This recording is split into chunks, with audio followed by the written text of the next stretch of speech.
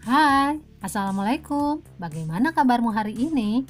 Semoga kalian semua dalam keadaan sehat ya. Kalian pasti sudah tahu kan kalau ekonomi itu memiliki sebuah tujuan.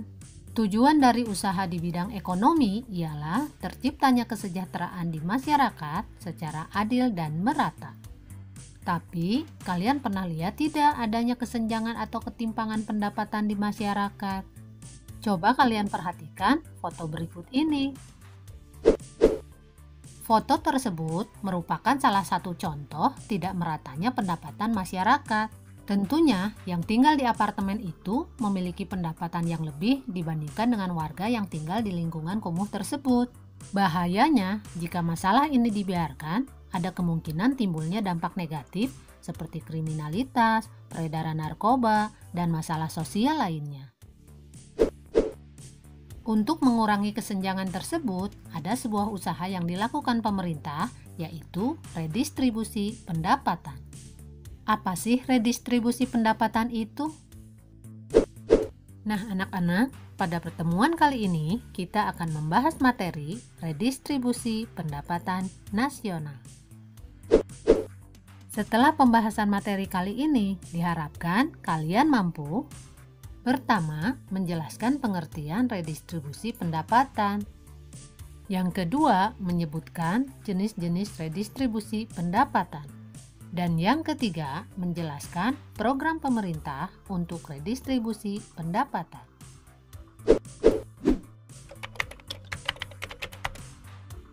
Redistribusi pendapatan adalah usaha mendistribusikan kembali pendapatan dari masyarakat mampu kepada masyarakat yang tidak mampu.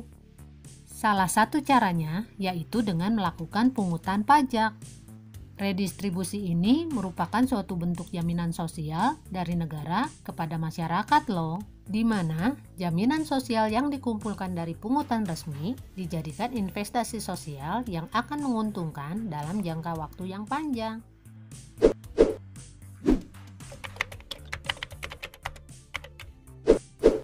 Redistribusi itu sendiri bisa dibagi menjadi dua, yaitu redistribusi vertikal dan redistribusi horizontal. Redistribusi vertikal ialah kegiatan transfer uang dari orang yang mampu kepada orang yang tidak mampu dari segi finansial. Contohnya, kalian berbelanja di mall, barang-barang yang kalian beli harganya sudah termasuk pajak. Pajak dari penjualan barang-barang tersebut kemudian masuk ke pemerintah.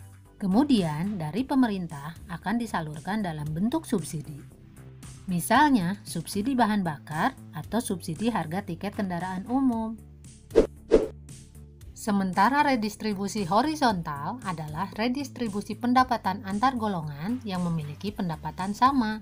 Redistribusi horizontal berbentuk jaminan sosial subsidi silang antar masyarakat. Contohnya iuran BPJS. Tujuan utama dari redistribusi adalah untuk meminimalisir adanya kesenjangan di masyarakat. Pemerintah telah melaksanakan beberapa program untuk mencapai tujuan tersebut, antara lain: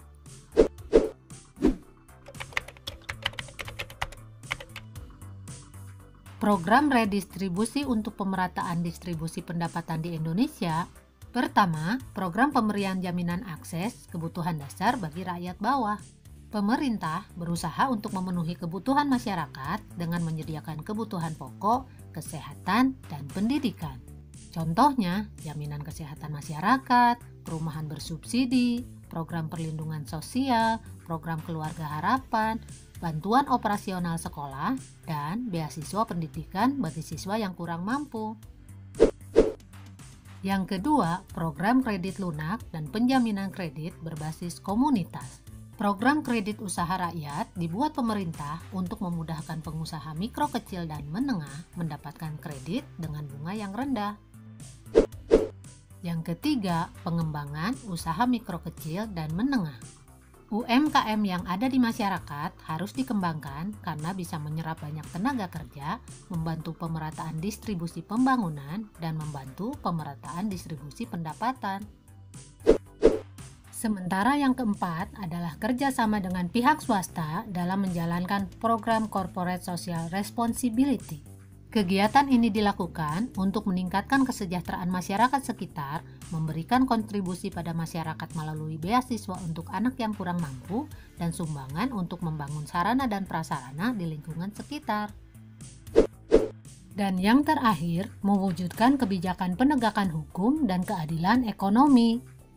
Pemerintah konsisten membuat kebijakan hukum yang adil agar badan usaha di Indonesia mempunyai daya saing yang tinggi di era globalisasi ini.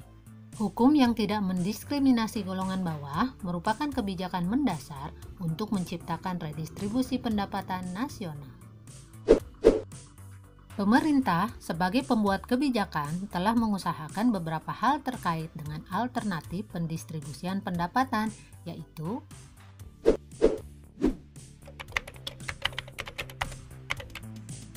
yang pertama, pemberian subsidi. Dalam rangka pendistribusian pendapatan, pemerintah berupaya untuk mendorong usaha kecil dan menengah agar tetap hidup dan memiliki daya saing. Maka dari itu, pemerintah memberikan subsidi baik berupa potongan harga ataupun memberikan tambahan modal kepada produsen. Contohnya, subsidi pupuk kepada petani. Subsidi pupuk dari pemerintah kepada petani dimaksudkan supaya petani dapat menekan biaya produksi. Dengan harga pupuk yang lebih rendah, diharapkan para petani dapat menjual hasil pertanian dengan harga yang lebih rendah sehingga dapat bersaing. Alternatif yang kedua yaitu pengenaan pajak.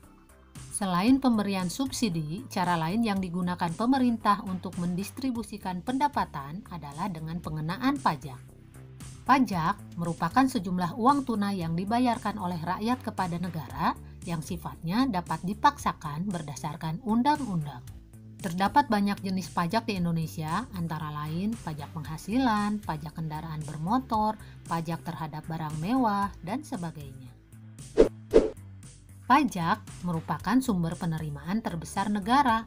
Berbagai proyek pemerintah dibiayai dari hasil pembayaran pajak dari masyarakat.